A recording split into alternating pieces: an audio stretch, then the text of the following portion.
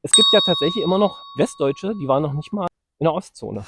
Letztes Jahr habe ich schon einen Schock bekommen. September, Oktober habe ich Flüge für unter 60 Euro für hin und zurück gefunden. Froh, 700 Euro netto zu haben.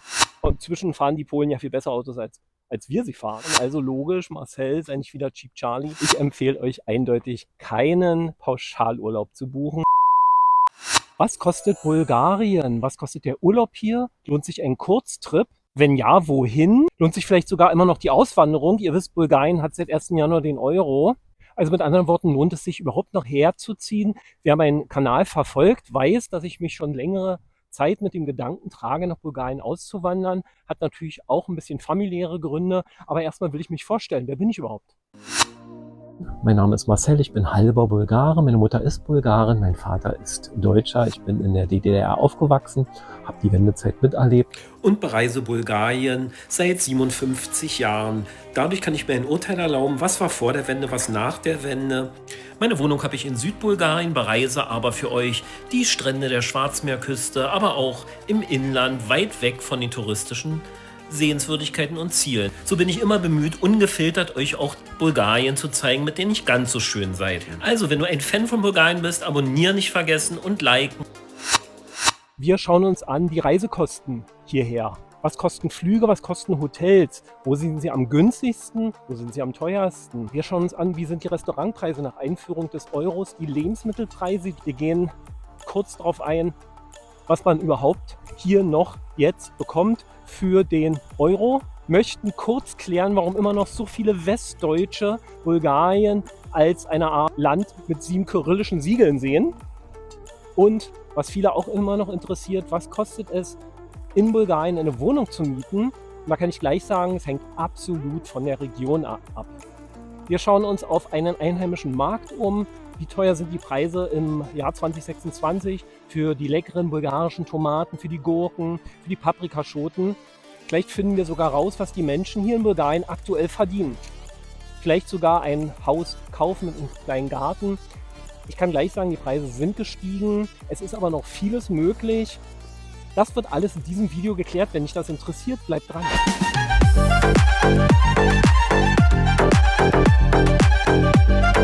Mr. Marcel's Aber fangen wir mal ganz von vorne an. Mit dem Flug. Wie kommt man hierher? Von verschiedenen Flughäfen in Deutschland, Österreich und der Schweiz gibt es zahlreiche Flüge. Wir unterscheiden da natürlich Billig-Carrier, die Linienflieger, auch National Flag Carrier genannt. So gibt es Flüge zum Beispiel von Berlin aus mit der Ryanair und neuerdings übrigens auch von der Wizz Air. Ja, ganz interessant, nach Sofia und nach Varna. Ab 1999. Ist natürlich dann ohne Gepäck, nur mit so einem, ja, mit einem Handgepäck, 6 Kilogramm. Aber jetzt für meinen Fall ist es so, ich brauche gar kein großes Gepäck, weil ich ja eh in Bulgarien eine Wohnung habe, da sind die ganzen Sachen schon da. Also fliege ich für hin und zurück tatsächlich jetzt, aktuell September, Oktober, habe ich Flüge für unter 60 Euro für hin und zurück gefunden. Also schaut euch das mal an. Wenn ihr ein bisschen mehr Luxus wollt, dann nehmt ihr über die Lufthansa oder die Austrian Airlines über Frankfurt oder Wien. Ja, Hotels. Da sind wir bei der spannenden Frage, wo wollt ihr überhaupt hin? Wollt ihr wirklich immer ans Meer oder interessiert euch auch das Inland oder die Hauptstadt, die ja erfahrungsgemäß ganz weit weg ist vom Beach? Mindestens 400 Kilometer. Also, in Sofia gibt es natürlich Luxushotels, aber auch Hostels. Ihr findet da ab 10 Euro in großen Schlafsälen Unterkünfte, sehr zentral gelegen an der U-Bahn, teure Hotels ab 150 Euro aufwärts auch. Übrigens, wenn ihr in Sofia am Flughafen ankommt, schaut euch das Video hier an. Das ist ein Ankunftsvideo, die ersten Schritte am Flughafen Sofia. Wie komme ich in die Stadt? Wo ist die U-Bahn? Wie teuer ist die? Welchen Weg gibt es noch nach Bulgarien? Es steht natürlich offen, auch mit dem Auto dahin zu fahren. Wir haben das früher öfter gemacht. Es sind circa 2000 Kilometer, je nachdem, wo ihr hin wollt, innerhalb von Bulgarien. Wenn ihr aus dem östlichen Teil von Deutschland kommt, ist es empfehlenswert, auf der Autobahn über Tschechien, Ungarn, Serbien und dann runter über Sofia rein nach Bulgarien zu fahren. Kommt ihr aus der Mitte oder aus dem südwestdeutschen Raum, über Österreich nach Ungarn, Serbien, an Belgrad vorbei und dann auch rein. Wer ein bisschen abenteuerlustiger ist, der fährt über Rumänien, also biegt dann in Ungarn ab über Rumänien, sehr, sehr, sehr schönes Land und kommt dann nördlich nach Bulgarien rein, über die Donaubrücken in Widin und in Russland. Da könnt ihr mit Benzinkosten und den Mautgebühren, übrigens in Bulgarien gibt es auch eine Maut, könnt ihr so locker 250 Euro rechnen in eine Richtung. Also lohnt sich eher für eine Person gar nicht und für zwei auch nur begrenzt. Mein Tipp ganz klar mit dem Flieger und dann ein Mietauto nehmen. Mietautopreise absolut fair, je nach Saison natürlich. Gibt's ab, Berliner ich schon, gibt's ab 12 Euro am Tag. Mit Versicherung.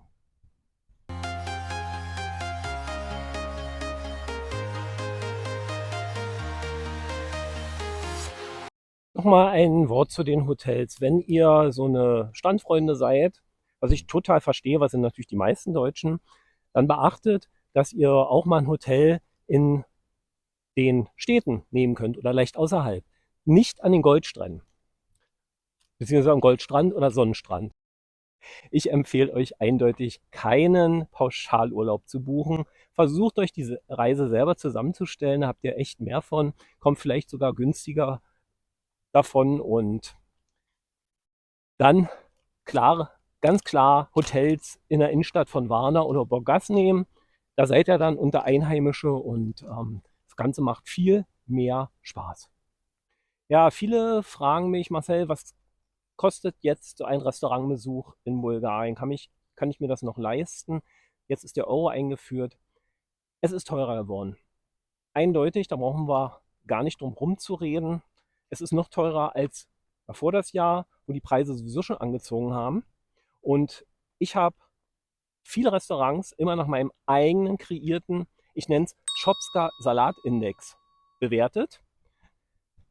Bleiben wir mal bei diesem Salat. Das ist der berühmte Salat mit Gurken, Tomaten, Zwiebeln, Paprika, Olivenöl und natürlich geriebener Schafskäse drüber. Ich kann mich erinnern, der hat vor ein paar Jahren noch 3 Lever 50, ja, also 1,75 gekostet. Dann ist er immer peu à peu teurer geworden. Letztes Jahr habe ich schon einen Schock bekommen. Initial dafür, wie teuer ein Restaurant ist. 250 Gramm, das ist ein ganz kleiner Teller für 15,50 €. Das ist mit das teuerste, was ich bis hier gesehen habe in diesem Jahr. Und in diesem Jahr sind die Preise ganz normal zwischen 7 und 12 Euro für einen Shopska-Salat. Wohlgemerkt an den touristischen Orten. Im Inland findet ihr immer noch Shopska-Salate, so um die 400 Gramm. Da geht es ja mal nach Gramm, steht auch mal ganz fair und transparent auf den Menükarten. Diesen Salat, den ja viele auch nur als Vorspeise nehmen, immer noch so um die, sag ich mal, 4, 5, 6 Euro. Ich muss mal sagen, ich finde das immer ganz interessant, weil die Tomaten und Gurken sind in dem Maße, die Preise dafür, nicht so gestiegen, dass man sagen könnte, ja gut, das Gemüse ist teurer geworden, also logisch, Marcel, sei nicht wieder Cheap Charlie, nimm einfach das so hin, die Grundnahrungsmittelpreise sind teurer geworden. Nein, ist nicht an dem. Gurken kosten weiterhin ein Kilo 1 Euro, 1,50 €, zumindest in der Sommersaison. Tomaten kriegt man für 2 Euro, 2,50 €, maximal 3 oder 4 Euro. Aus meiner Sicht rechtfertigt sich auf keinen Fall ein Shopska-Salat über 6, 7 Euro.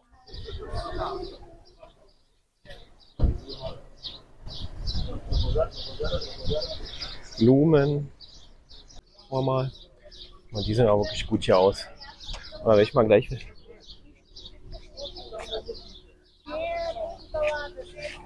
mal zwei, drei nähen. Domoto. Das Einkommen in Bulgarien. Laut der Statistik, und wenn man diese Statistik Glauben schenkt, verdient ein Bulgare 1.368 Euro brutto. Und nach Abzügen ist man dann bei ungefähr 1.000 Euro netto. Dieser Wert wird sicher auch erreicht, aber eher in den Großstädten. Meine Erfahrung nach ist ein Bulgare, der auf dem Land in Südbulgarien, in Nordbulgarien, irgendwo zwischen den großen Städten wohnt und arbeitet, froh, 700 Euro netto zu haben. Der wohnt natürlich dann meist in seiner eigenen Wohnung. Da sind wir bei dem Thema Wohnungen, Häuser. Zu kommunistischen Zeiten war das gang und gäbe, dort eine Wohnung zu kaufen für kleines Geld, aber meist absolut im Rohbau. Die muss man sich selber noch herrichten. Man konnte froh sein, wenn überhaupt der Strom dort ja, anlag und Wasser. Ja, und diese Tradition hat sich bis heute ja, durchgesetzt und trägt dazu bei, dass halt dieser große Batzen der Miete für die allermeisten Bulgaren gar nicht mehr zum Tragen kommt. Das heißt, man muss alles in Relation sehen. Wenn du jetzt zum Beispiel nach Bulgarien kommst, ist es klar, ihr braucht eine Mietwohnung, aber auch da gibt es faire Preise immer noch, auch mit dem Euro. Zwei-Zimmer-Wohnungen, Nähe des Meeres, gibt es schon locker ab 350, 400 Euro, je nach Standard, was man will, aber nach oben hin natürlich offen bis, ja, bis gibt es gar nicht. Um die 1000 kriegt man schon was richtig Tolles, sogar mit Pool. Eigentum.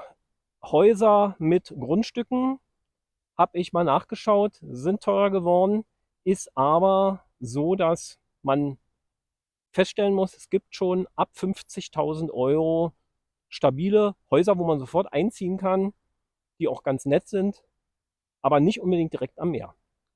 Ich verlinke euch mal ganz unten als ersten Kommentar und auch in die Beschreibung so eine Homepage von einem bulgarischen Anbieter ohne Werbung, ohne Vermittlungskosten, wo ihr mal ein bisschen reinstöbern könnt, durchstöbern könnt, was würde so eine Wohnung für euch kosten oder ein Haus. Wie haben sich die Lebensmittelpreise in Bulgarien entwickelt? Also erstmal zu dem, es gibt ganz, ganz viele kleine, wir würden sagen Tante-Emma-Läden in Bulgarien. Die großen Supermärkte, die wir kennen aus dem Westen, sind Kaufland, sind Lidl, sind Metro, Billa aus Österreich, Carrefour aus Frankreich und T-Market aus Italien. CBA wäre noch zu nennen, auch aus Frankreich, und der bekannteste bulgarische, der erfolgreichste und ja, bekannteste Supermarkt aus Bulgarien ist Fantastico mit etlichen Filialen in Sofia.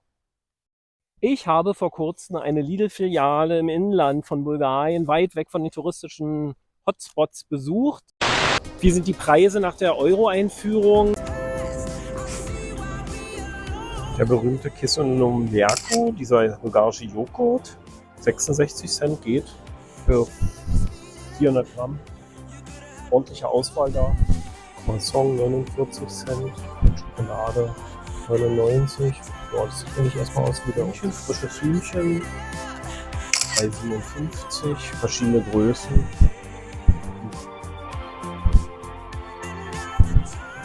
Bei den Tiefkühlprodukten die Auswahl wie bei uns. Hier. Orangensaft 1,68. Bier, Heineken Bier. Ich verlinke euch das mal oben hier. Habe ich festgestellt, dass die Preise annähernd gleich sind wie in Deutschland. Macht nicht viel aus. Viele Kommentare dazu bekommen. Hinweise, ja, die Milch ist da teurer mittlerweile, also in Bulgarien teurer als in Deutschland. Mag alles sein, dafür gibt es wieder ein paar Produkte, die tatsächlich immer noch ein bisschen günstiger sind. Daher war mein Fazit, der Preis ist ungefähr gleich von Lidl in Deutschland und Bulgarien. Und jetzt kommen wir mal zu der Bonusfrage, die ich am Anfang gestellt hatte, auf die ich auf alle Fälle auch noch mal kurz eingehen möchte, wird aber noch mal ein extra Thema werden. Oh, die Sonne blendet ein bisschen. Mal gucken. Ja, so. Wird noch mal ein extra Video dazu geben, Leute. Ich habe zahlreiche Kommentare erhalten. Also ich schätze mal, es sind westdeutsche Zuschauer. Grüße gehen raus nach Westdeutschland. Und die meinten, da kriegt mich keiner hin. Was will man da? Was ist Bulgarien? Wie doof muss man sein, da überhaupt hinzufahren? oder hinzufliegen. Da kriegen mich keine 10 Pferde hin und so weiter. Ich denke mal, da wird ein Großteil historisch bedingt sein. Es gibt ja tatsächlich immer noch Westdeutsche, die waren noch nicht mal in der Ostzone. Ja, die waren nicht einmal in der DDR, in der ehemaligen DDR. Und ich glaube, es sind wenige, aber von der Kategorie diese Personen haben natürlich Vorbehalte gegen Bulgarien, die haben auch immer noch Vorbehalte gegen Polen. Und inzwischen fahren die Polen ja viel besser Autos, als wir sie fahren. Die haben Vorurteile überhaupt beim Ostblock oder über den Ostblock, ehemaligen Ostblock. Mag es sein, dass es damals auch berechtigt war. Aber Leute, mein Tipp, fahrt da mal hin, schaut euch das an, was da jetzt abläuft. Viele der genannten Länder, ganz viele, haben Deutschland abgehängt inzwischen. Die einzigen, oder das Einzige, wo wir jetzt Weltmeister sind, ist in der Maroneninfrastruktur. Meine Meinung. In der Export. Wir sind Weltmeister in der Entwicklungshilfe. Wir sind mittlerweile auch in den Schulden Weltmeister, was unsere Kinder und Kindeskinder gar nicht mehr zurückzahlen können. Also mein Anliegen, weitet den Blick, fliegt mal auch an ungewöhnliche Orte in der EU. Es gibt wunderschöne Ecken in Bulgarien, es gibt total nette Leute dort. Viele Menschen sind den Deutschen immer noch sehr, sehr wohlgesonnen, egal wo man hinkommt. Viele haben das auch bemerkt, sicher in ihrem Urlaub. Also die fühlen sich natürlich jetzt nicht angesprochen, sondern nur die, die immer noch so engstirnig über den ehemaligen Ostblock reden. Ich glaube, dass in Italien genauso eine Probleme oder in Frankreich oder Griechenland existieren als jetzt in Bulgarien. Die strugglen ein bisschen mit ihrem Euro jetzt rum, aber auch da werden sie sich reinfinden. Gut, das soll es erstmal vom Meckerfritz Marcel gewesen sein. Kleiner Einblick. Was ist los in Bulgarien 2026? Schreibt mir in die Kommentare, ob ihr das so seht. Ich würde mich total freuen, von euch zu hören. In dem Sinne, schaut euch noch dieses Video an. Mega interessant. Und ich sage, do widzenia, bis zum nächsten Mal. Meist freitags versuche ich die Videos hochzuladen. Und tschüss.